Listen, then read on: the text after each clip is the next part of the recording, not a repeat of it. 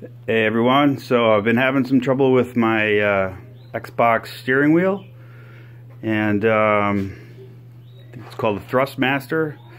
We bought it, it never really worked right to begin with, and the cars kept crashing to the left. So I popped the cover open, take a look, see what the problem might be, and notice I got I'm hooked up to a potentiometer.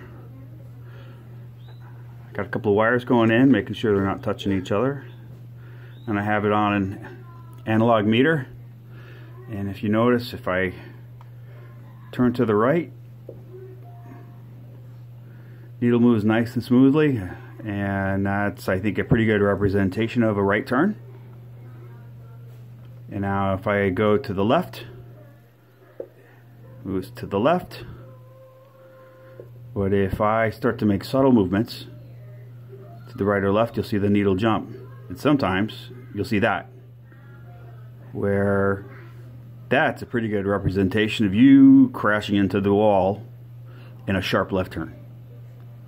So for anyone out there who's having the same trouble, that's what I think the problem is, and I'm going to find a potentiometer to replace it and do a follow-up video to let you know what how this all turned out. Alright, so bye for now.